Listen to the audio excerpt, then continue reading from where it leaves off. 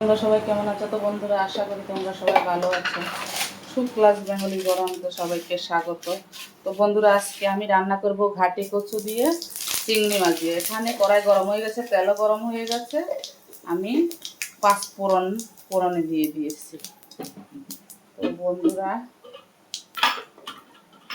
আমি কাঁচা লঙ্কা, রসুন, পেঁয়াজ বেটে নিয়েছি।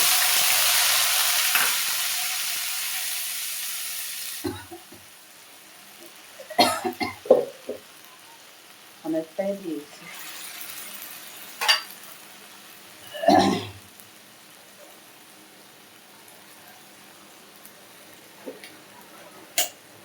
একটু নেড়ে দিই।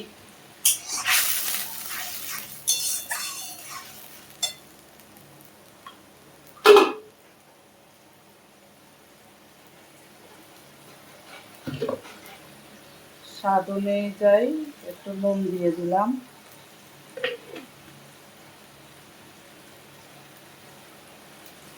আর হলো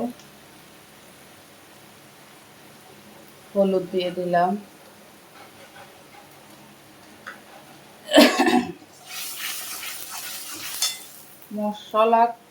মশলা কষাতে কষাতে এই যে বড় বড় চিংড়ি মাছগুলো দিয়ে দিলাম। একটু হলুদ আর হালকা তেল দিয়ে মেখে রেখেছি। ধীরে ধীরে মশলার সঙ্গে এটাও কষানো হবে, ভালো লাগবে খেতে। আর একটু জিরের গুঁড়ো দিয়ে দেব, বাড়িতে তৈরি করা জিরের গুঁড়ো দিয়ে দেব। আর একটু কাশ্মীরের লঙ্কার গুঁড়া কালারের জন্য দিয়ে দিলাম। আজকে আমি দিই না, কিন্তু আজকে একটু দিলাম। আমি সব তরকারিতে দিই না বন্ধুরা, গ্যাস করে বলে আমি দিই না।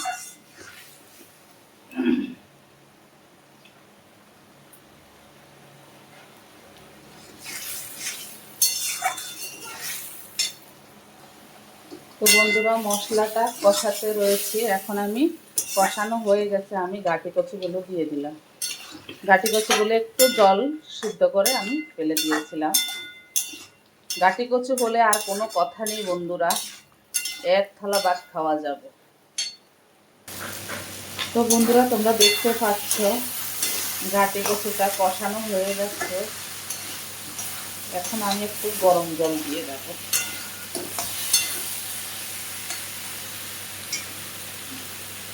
একটু গরম জল দিয়ে দিলাম, সিদ্ধ হবে বন্ধুরা।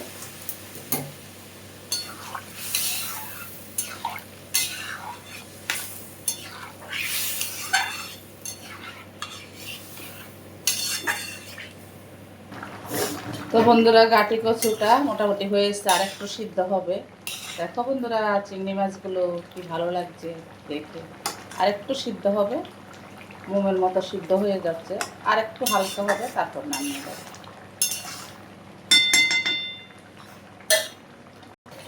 তো বন্ধুরা, গাঁটি কচু দিয়ে চিংড়ি মাছ দিয়ে হয়ে গেছে, একদম খুব সুন্দরভাবে হয়ে গেছে, একদম মাখা মাখা হয়ে গেছে। ভালো লাগলে like, share, comment, subscribe, notification করে দিও। Tata, bye bye. সবাই সুস্থ থেকো, ভালো থেকো। দেখা হবে নেক্সট ভিডিওতে। টাটা।